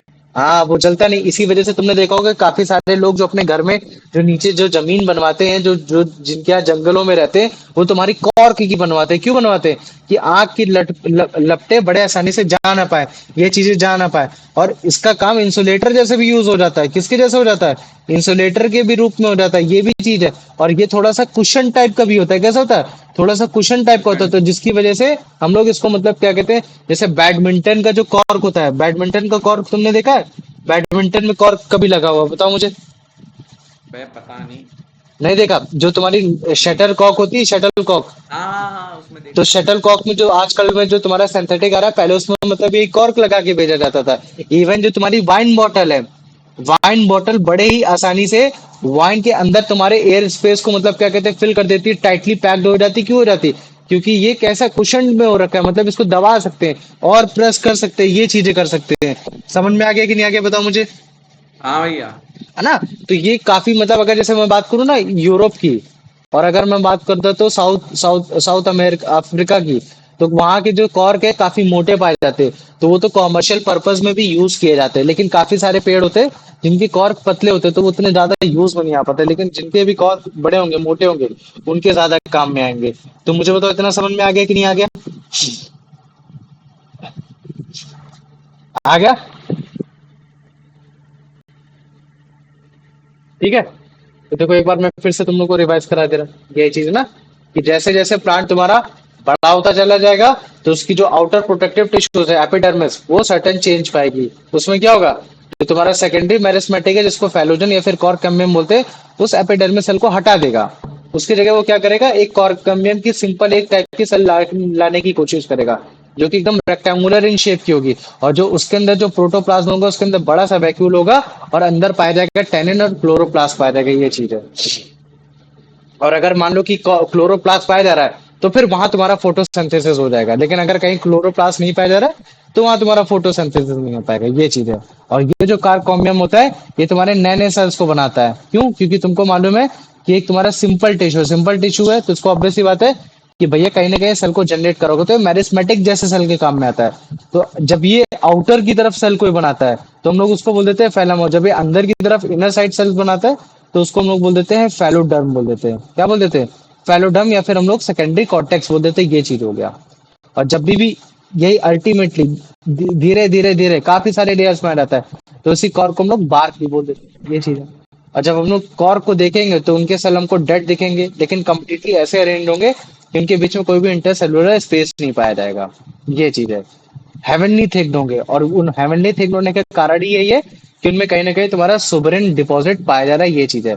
तो इस सोवरेन की वजह से क्या होता है? ये वाटर और गैस को इम्परमिएबल कर देता है। ये चीज कर देता है कि इसका आर पार नहीं जा पाएगा, जिससे पेड़ तुम्हारा ज्यादा सड़े ना, ये चीज ना हो। और ये कॉर्क डेड है, तो उसके अंदर कोई भी तुम्हारा रेजेंस और तुम्हारा टैनिन नहीं पाया जाएगा। ये चीज है। लेकिन जो तुम्हारा कॉर्क कैम्बियम है, मतलब कि जो तुम्हारा लेटरल मेरिस्मेटिक है, वहां तुम्हारा मतलब क्या कहते हैं, वहां तुम्हारा टैनिन पाया जा रहा है। कॉर्क कैम्बियम और कॉर्क में अंतर समझो। कैम्बियम ही कॉर्क को बना रहा है, लेकिन कॉर्क को काफी बार कॉर्क कैम्बियम इस वजह से बोलते हैं क्योंकि कैम्बियम के थ्रो बन रहा है। तो जो कॉर्क होगा, उसमें कोई भी रेजेंस, मतलब उसमें रेजेंस और टेनिन्स पाए जाएंगे, लेकिन तुम्हारा उसमें कोई भी प्रोटोप्लाज्म नहीं पाया जाएगा। लेकिन जो तुम्हारा कैम्बियम होगा, उसमें प्रोटोप्लाज्म पाया जाएगा, वैक्यूलेटेड होगा, और उसमें टेनिन और क्लोरोप्लास्ट दोनों चीजें पाई जा सकते हैं, है ना? जैसे कि ओनियन ओनियन वाले में हो गया। तो ओनियन की जो स्किन होती है, वो तुम्हारे सुबरेन से बनी होती है, थिक होती है, वाटर प्रूफ होती है। ये चीज होती है ना? और जो कॉर्क का फंक्शन अगर पूछा जाएगा, तो वो प्रोटेक्टिव फंक्शंस पे काम में आ गया। प्रोटेक्टिव फंक्शंस पे काम में आ गया, तो वो डाइसेक्ट होने के लिए बचेगा, वाटर लॉस को बचाने की कोशिश करेगा, इन्फेक्शन से बचाने की कोशिश करेगा, मैकेनिकल इंजीनियरिंग से बचाने की कोशिश करेगा। और भी इसके काम में याद आगे, ये फायर को इजिली नहीं कैच करता, इंसुलेटर जैसे काम में आता है, शॉक एब्जॉर्बर काम में आता है ना? फ्लोरिंग के काम में आ जा रहा है, शॉक एब्जॉर्बर काम में आ रहा है, तो इसका मतलब है कि मैं स्पोर्ट्स ग्रुप में बना सकता हूँ। शटल कॉक में यूज हो रहा है, क्रिकेट्स की बॉल बनाने में यूज हो जा रहा है, वुडन पैडल्स हो गए, ये सारी चीजें हो गई।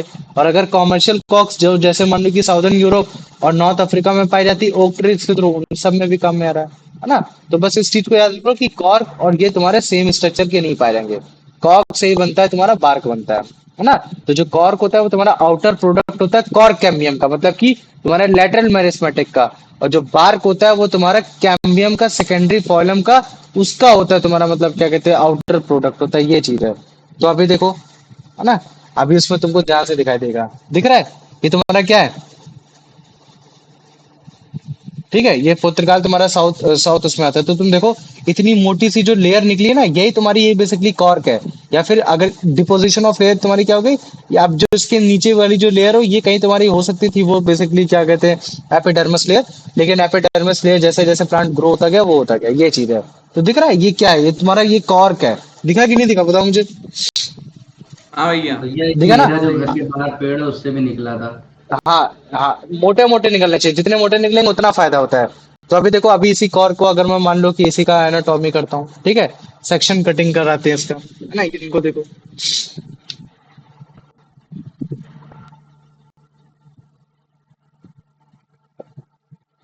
एकदम डेड सेल दिखेंगे, कंप्लीटली अरेंज, लेकिन कोई भी स्पेस नहीं होगा, इंटरसेलुलर स्पेस ना के बराबर होगा, ये चीज है।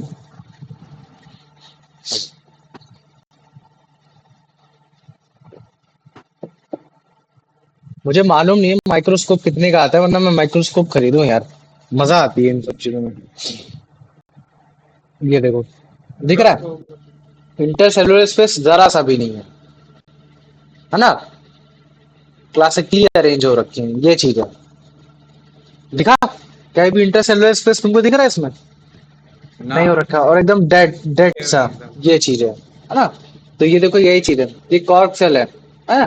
ये रप्चर्ड एपिडर्मिस का मतलब समझते हो, मतलब कि इसको इवॉल्व करा चुके, हटा चुके, ये चीज है। तो ये एक्चुअली में ये आउटर पार्ट है, ये तुम्हारा उसका इनर पार्ट है, ये है। अब मुझे बताओ, इतना समझ में आ गया कि नहीं आ गया, हाँ भैया। किसी को कोई डाउट है? नहीं। चलो ठीक है, आ जाओ, अब इसका आंसर बता दो दिव्यांशु।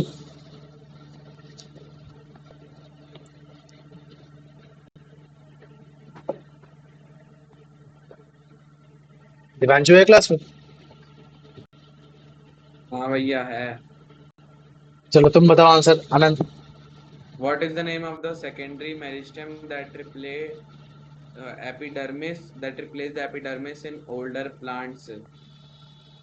इसका भैया वो पेलोजियम। क्या होगा इसका आंसर, बताओ। पेलोजियम। फेलोजन है ना, या फिर कॉर कैम्बियम। तो कैम्बियम वर्ड आ जाए तो तुमने समझ जाना कि सेकेंडरी मेरिस्मेटिक मतलब कि एक तरीके से ये लेटरल मेरिस्मेटिक सेल ही है ना, ये चीज है जो कि बेसिकली एपिडर्मिस सेल को निकाल के फेंक रही है, ये चीज कर रही है कि भाई अब तेरा बहुत हो गया, अब मेरे को बढ़ने दे, है ना, ये चीज है। आ जाओ, अब इसका आंसर बता दो। कुलदीप है वो कुलदीप बताए, अभिषेक हो तो अभिषेक बताए।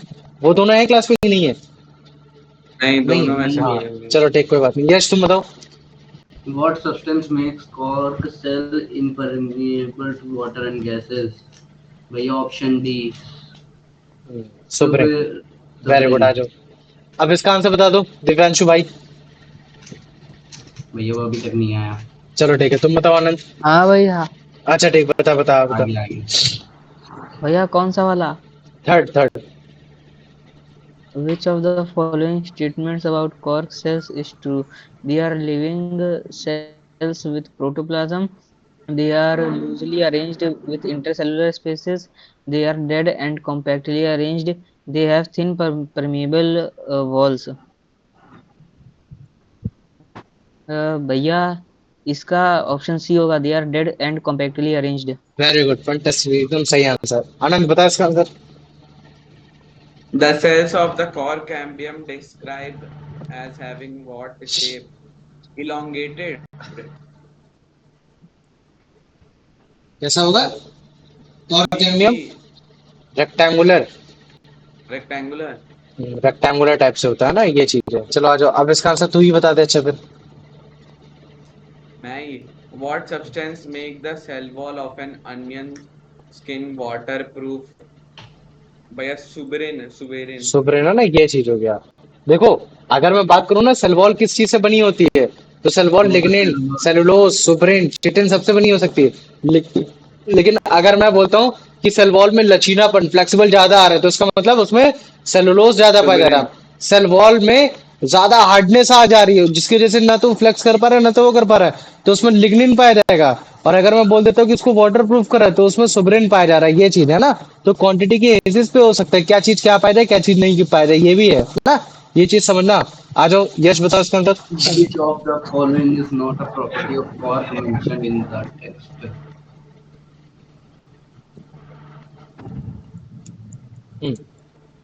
बताओ कौन सी प्रॉपर्टी नहीं है। Insulator.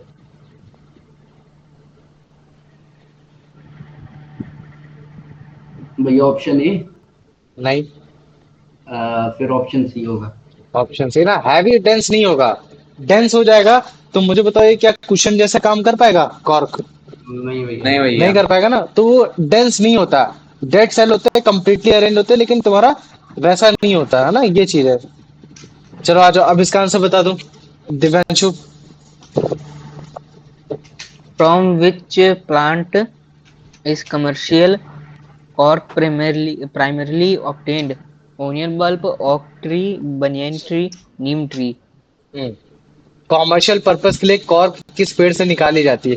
क्योंकि कॉर्क जितनी मोटी निकलेगी उतना हमारे लिए फायदा होगा, उसी के हिसाब से हम लोग उसमें काफी चीजों में डाल सकेंगे। क्योंकि कॉर्क को हम लोग टुकड़ों में डोल के फिर से मतलब ऐसा नहीं बना सकते।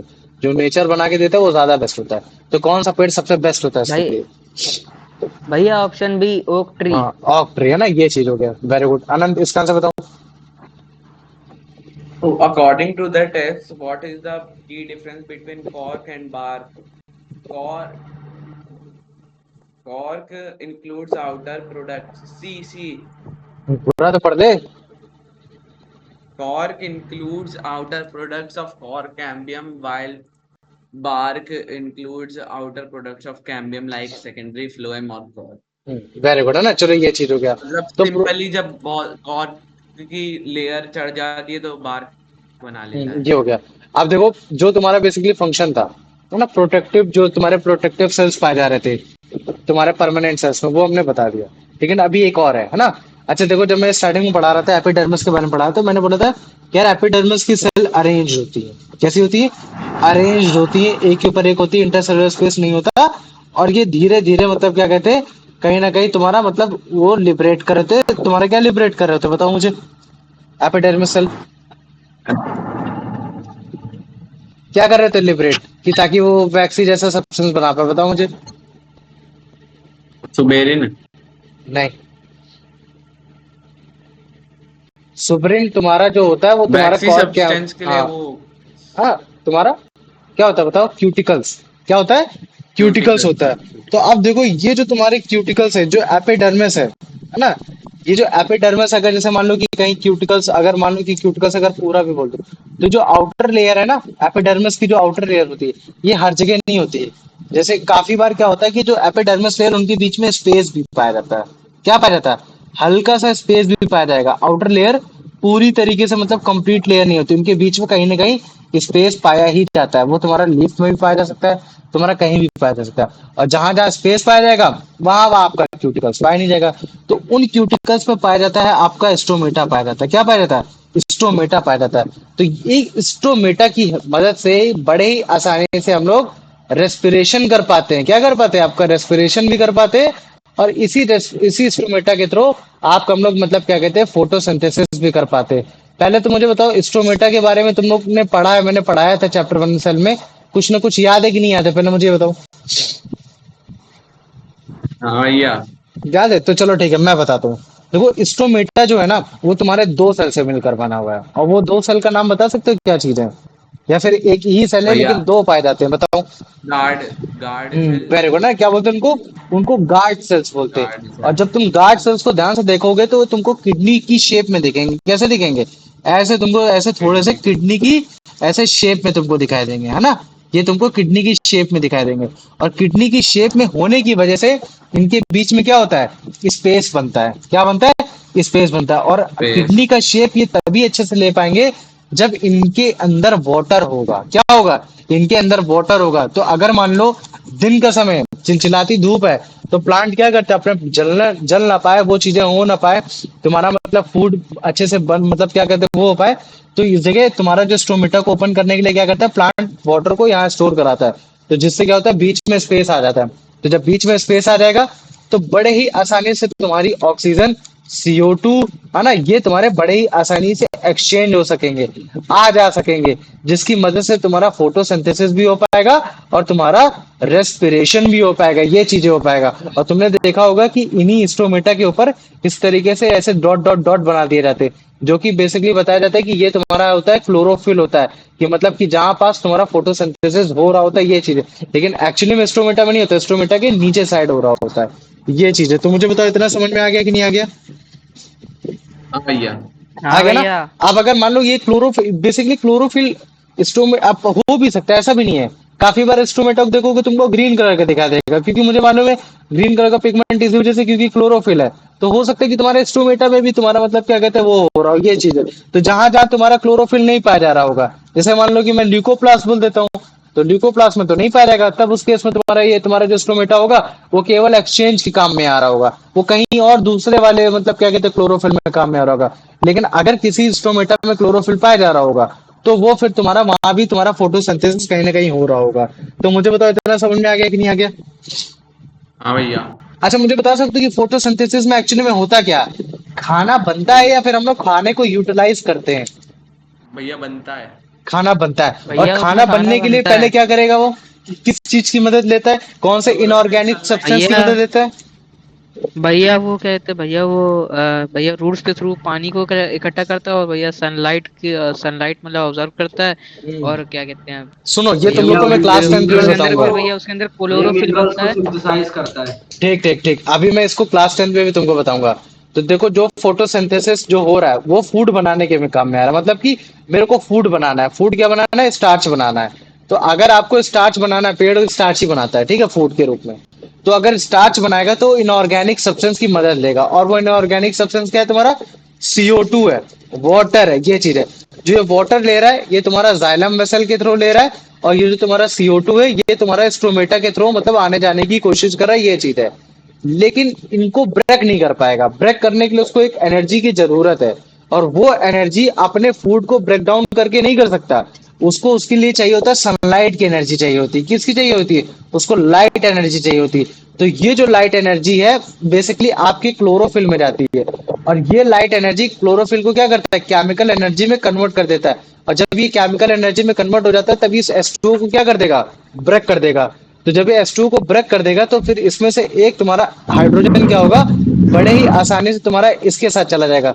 तो अगर तुम देखते हो ना, ग्लूकोज का फॉर्मूला क्या होता है? C6H12O6, है ना? तो ये चीज है।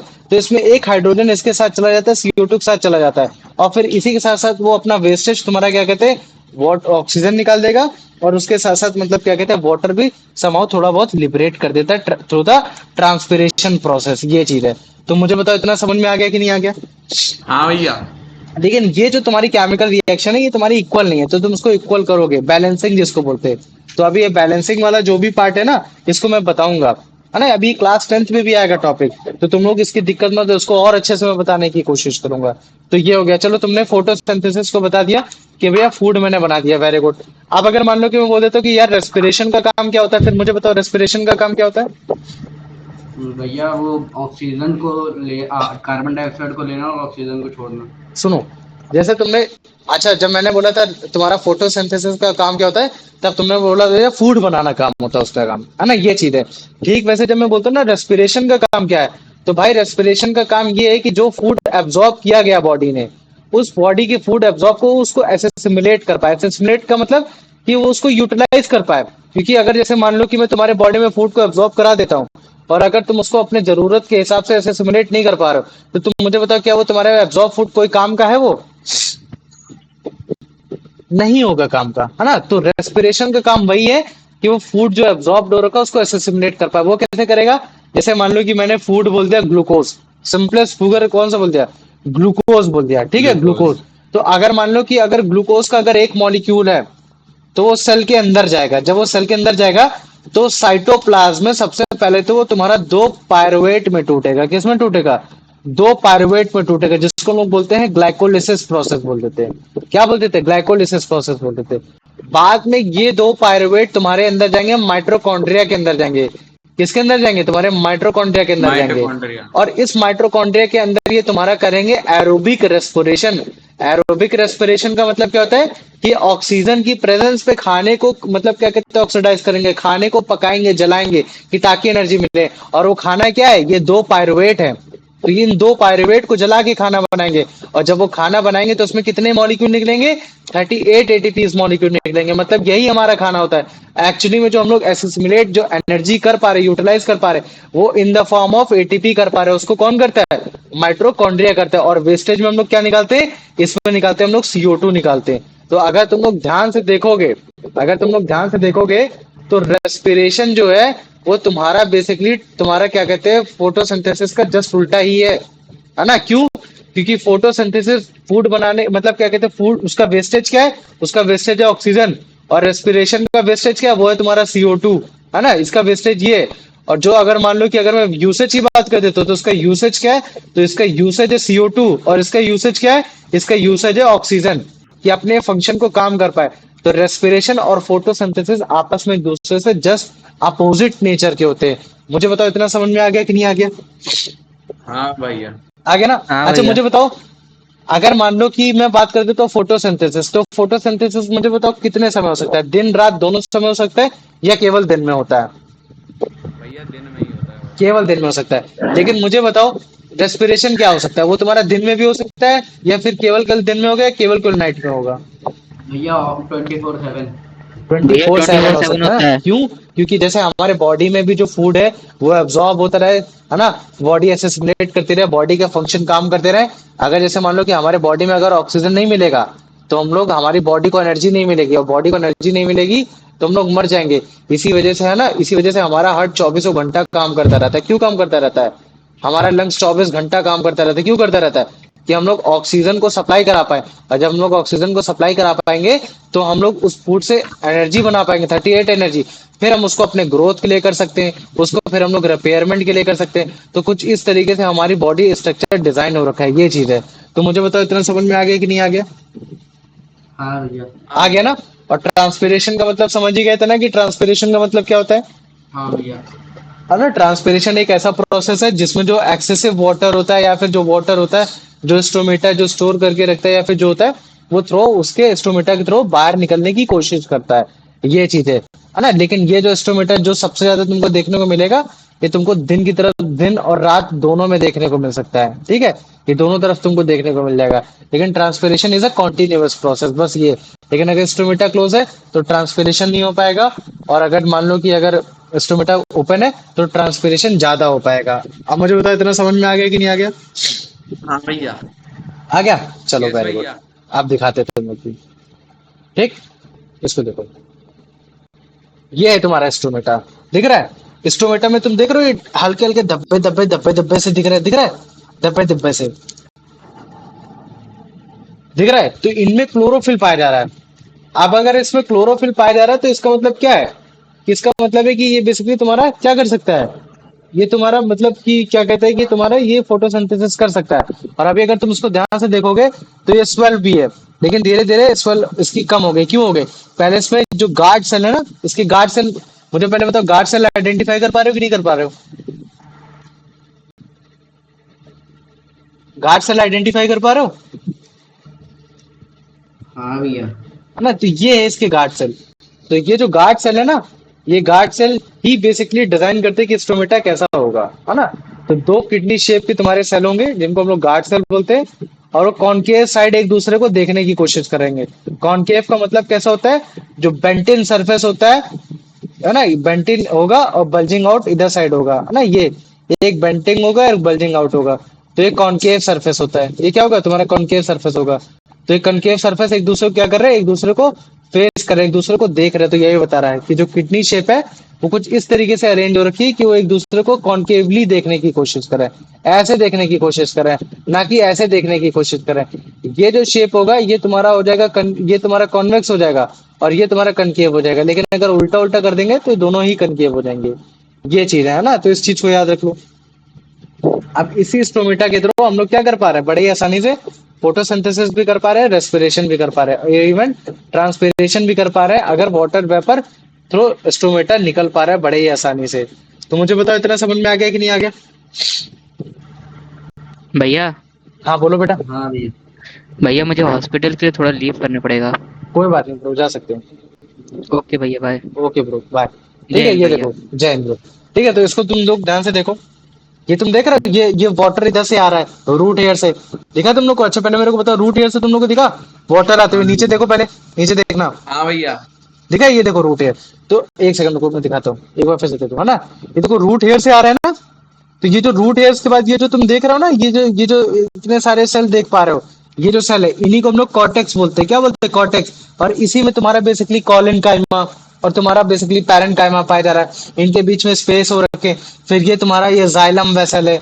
तो फिर ये उन जाइलम वेसल में ऐसे जाता है। ठीक है, दिख रहा है? तो फिर देखने जाइलम वेसल में जाएगा। फिर जाइलम वेसल के थ्रू फिर मतलब ये क्या कहते हैं, ऊपर आएगा। और फिर ऊपर आने के बाद फिर ये तुम्हारे प्लांट के बॉडी से फिर ये देखो तुम्हारा ट्रांसपेरेंट होके निकल जा रहा है, ये चीज है। तो ये ऐसा प्रोसेस इसने ऐसे करके दिखाने की कोशिश की है, लेकिन अभी मैं तुमको एक्चुअली में दिखाऊंगा। तो ये जो ऊपर इक्वेशन लिखी है तुम्हारी फोटोसिंथेसिस की लिखी है, कार्बन डाइऑक्साइड, वाटर और सनलाइट के क्लोरोफिल में इसी सनलाइट एनर्जी को केमिकल एनर्जी में कन्वर्ट करके मैं बड़े आसानी से वाटर को ब्रेक करके कार्बन डाइऑक्साइड के जोड़कर ग्लूकोज बना दूंगा और ऑक्सीजन को लिबरेट कर दूंगा। तो फोटोसिंथेसिस में कार्बन डाइऑक्साइड को लिया जाता है स्टोमेटा के थ्रू एटमॉस्फेयर से और ऑक्सीजन को रिलीज किया जाता है। लेकिन जो रेस्पिरेशन होता है उसमें ऑक्सीजन को लिया जाता है और कार्बन डाइऑक्साइड को रिलीज किया जाता है थ्रू स्टोमेटा। जो फोटोसिंथेसिस होगा वो केवल दिन में होगा, लेकिन रेस्पिरेशन जो होगा वो दिन और रात दोनों में होगा। और जो ट्रांसपिरेशन प्रोसेस है वो जाइलम वेसल उसको हेल्प करता है कि काफी आसानी से वाटर और जो मिनरल सॉल्ट है वो बड़े ही आसानी से इधर से उधर जा पाए। अगर ट्रांसपिरेशन प्रोसेस नहीं होगा तो हमारा वाटर एक जगह से दूसरी जगह नहीं जा पाएगा, ये चीज है। तो देखो ट्रांसपिरेशन प्रोसेस है ना, दिखाने के लिए तुम लोग को, है ना? देखो अभी देखो, अगर तुम देखोगे तो पन्नी में कुछ भी वाटर नहीं है, लेकिन हमें मालूम है कि जो ग्राउंड वाटर है, मिनरल्स वाटर है, वो बड़े ही आसानी से तुम्हारा ऐसे स्टोर हो सकते हैं। तो अगर मान लो कि अगर तुमको मिनरल वाटर चाहिए, जमीन से चाहिए, तो तुम ऐसे भी निकाल सकते हो, लेकिन तुम्हारी उसको दिन करने में 1 दिन लग जाएंगे, 2 दिन लग जाएंगे, है ना? देखो जैसे जैसे टाइम जाएगा ज्यादा ट्रांसपिरेशन होगा, तो तुम देखो, तुमको दिखे छोटे छोटे ड्रॉपलेट दिखे, तुमको पानी दिखा इसमें भरा हुआ, ये पानी भरा हुआ दिखाई दिया, ये है ना? तो ये चीज है, ये क्या है, तुम्हारे वाटर वेपर है जो कि तुम्हारा बेसिकली ट्रांसपिरेट हो रहा है, निकल रहा है, वहां से निकल रहा है, ये चीज है। तो मुझे बताओ इतना समझ में आ गया कि नहीं आ गया? भैया। आ गया?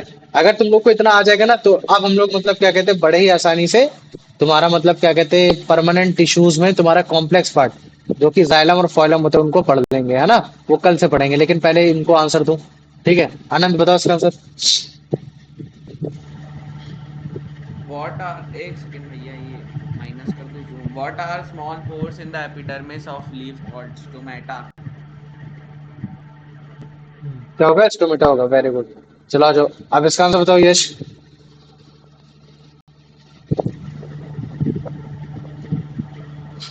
Which cells are responsible for bounding each stomata?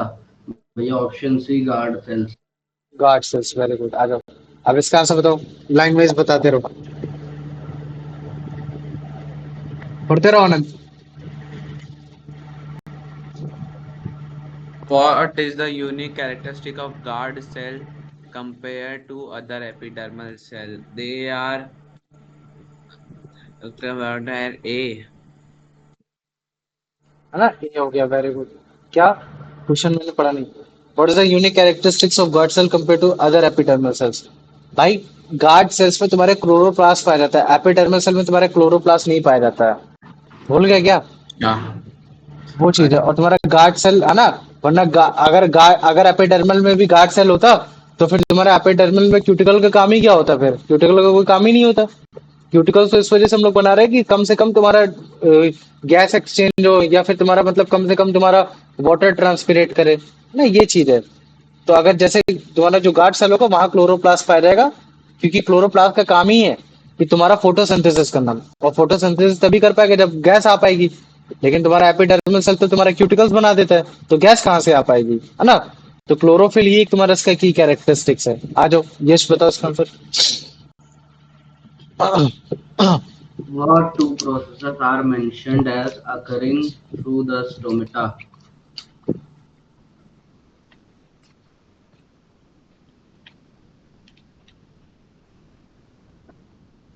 बताओ। भैया option B. Hmm, hmm, respiration and transpiration. Photosynthesis and respiration. भैया ट्रांसपिरेशन, ट्रांसपिरेशन बोल सकते हो, ठीक है। भैया पर वाटर लॉस के लिए तो वही रिस्पॉन्सिबल होता है ना।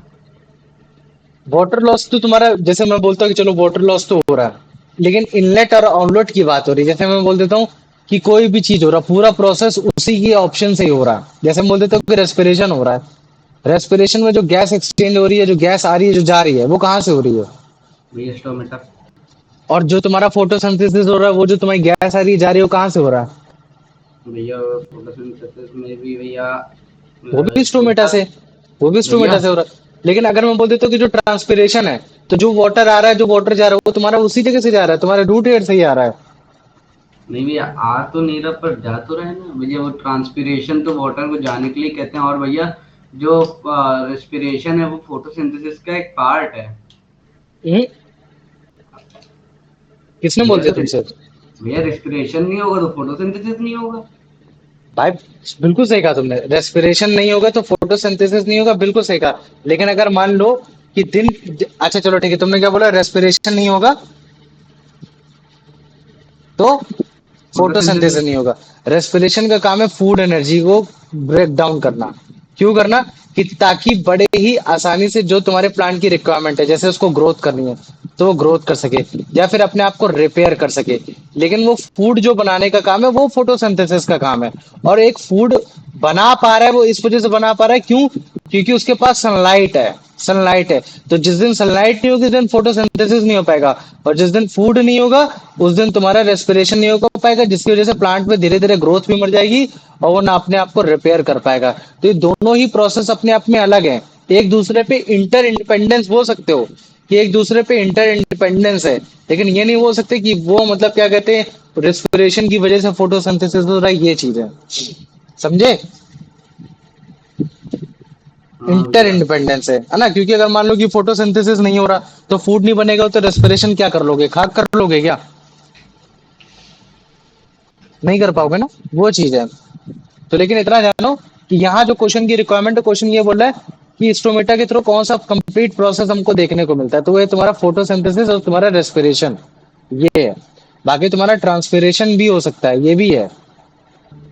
गैसियस, अच्छा अच्छा, देखो मैंने ध्यान से क्वेश्चन पढ़ा नहीं। अब देखो, अगर तुम आंसर को देखोगे तो आंसर कौन सा निकल कर आया है? डी। अरे वो डी निकल कर आया ना। गैसेस एक्सचेंज और एंड ट्रांसपोर्ट। हाँ, तो देखो गैसियस एक्सचेंज ही तो हो रहा है। बेसिकली रेस्पिरेशन और ट्रांसपिरेशन में क्या हो रहा है, ओ सॉरी, रेस्पिरेशन और तुम्हारा फोटोसिंथेसिस में क्या हो रहा है? गैस ही एक्सचेंज हो रही है। एक जगह ऑक्सीजन हाँ एक्सचेंज होकर तुम्हारी CO2 बन रही है, और एक जगह CO2 एक्सचेंज होकर ऑक्सीजन बन रही है। तो देखो ऑप्शन डी और तुम्हारा ऑप्शन ये, दोनों दिखा कि नहीं दिखा? तो ट्रांसपिरेशन भी हो सकता था, ये देखो। तो क्वेश्चन को बड़े सोच समझ के करना है। आ जाओ अनंत, इसका आंसर बताओ। What are the small pores found on the epidermis of a leaf called stomata? Stomata, Stomata. Very good. आ जाओ, अब इसका आंसर बताओ। which cells are responsible for bounding its stomata and controlling its opening and closing। भैया क्या guard होगा? Cell. Guard cells है ना, वेरी गुड। आ जाओ, अब इसका आंसर बताओ।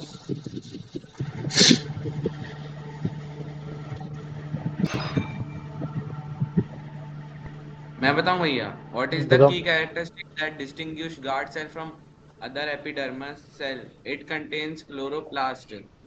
It contains chloroplast, very good. आ जाओ, अब इसका आंसर बताओ।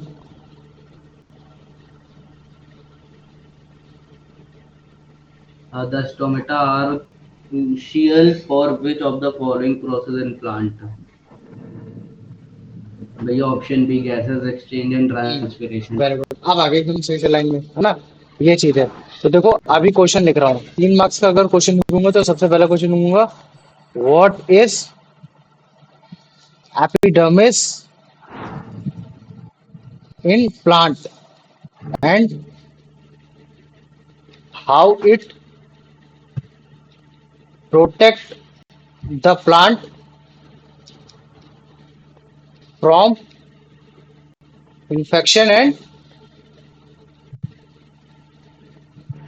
एक्सेसिव वाटर लॉस, है ना? Excessive water loss. तो इसमें मतलब तुम समझ गए ना क्वेश्चन की रिक्वायरमेंट क्या है? क्यूटिकल्स के बारे में बताना है, इन सब चीजों के बारे में बताना है। ये सारी चीजें हो गई। बताओ मुझे इतना समझ में आ गया कि नहीं आ गया? हाँ भैया। हाँ भैया। What is cork and how suberin in cork affect the plant. ये हो गया। ठीक है, ये तुम्हारा 3 मार्क्स हो गया। व्हाट इज स्टोमेटा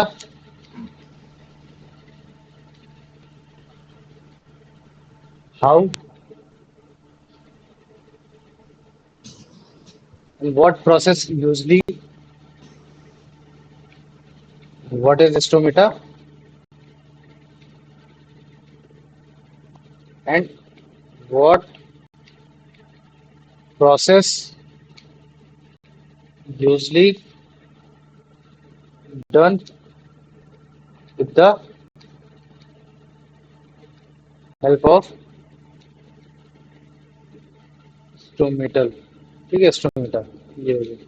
ये तुम्हारा 4 मार्क्स हो गया। अब एक क्वेश्चन नंबर 4 लिख देता हूँ। What is transpiration. ठीक है, व्हाट इज ट्रांसपिरेशन। ठीक है, और ये हो गया। अब मुझे बता, क्या इसके अलावा और भी कोई क्वेश्चन लिख सकता हूँ मैं? एक डायग्राम ऑफ स्टोमेटा या फिर डायग्राम ऑफ वो सब है भाई, 4 मार्क्स का दिया है। याद रखो इस चीज को। जो 2 मार्क्स का होगा वो तुम्हारा मतलब क्या कहते हैं 30 से 50 वर्ड के बीच में होता है। समझ में आ गया? और जो तुम्हारा 3 मार्क्स का होता है वो 50 से 80 वर्ड के बीच में होता है। और जो तुम्हारा चार भैया आपने मार्क्स का मेरे को होता है भेजा वो था। तुम्हारा 80 से 120 वर्ड का होता है। समझ रहे हो? और जो तुम्हारा 5 मार्क्स का होता है वो तुम्हारा 120 से लेकर तुम्हारा 160 या फिर 180 वर्ड तक के बीच में होता है। तो तुमको सोचना है कि अगर मैं टाइम से पहले कर पा रहा हूँ तो मेरे को कैसे करना है, ये चीजें हैं। अब मुझे तो आज के टॉपिक में किसी को कोई डाउट तो नहीं रहा? नहीं भैया, भैया पक्का? आपने मेरे को भेजा था यही। हाँ, नहीं जरूरी है, सबको मालूम होना चाहिए। तेरे को नहीं भेजा, सबको ही भेजने की कोशिश की है। और बाकी ये वाला साइंस वाला क्वेश्चन में एक बार तुम लोग देख लेना अच्छे से। ठीक है? और बताओ मुझे, और किसी को कोई डाउट रहा है आज के टॉपिक में? नहीं भैया। पक्का? पक्का ना? हाँ हाँ भैया। भैया। चलो ठीक है, एक सेकंड में इसको सेंड कर दे। चलो ठीक है। अभी तुम्हारा जो अगला टॉपिक है, अब वो अगला टॉपिक स्टार्ट होने वाला हमारा। बेसिकली तुम्हारा क्या है, परमानेंट टिश्यूज में तुम्हारा कॉम्प्लेक्स वाला, जो कि तुम्हारा एक कंडक्टिव टिश्यूज के जैसे काम में आ रहा है। किसमें आएगा तुम्हारा? कंडक्टिव टिश्यूज के उसमें काम में आएगा। समझ में आ गया ना? हाँ भैया। वो चीज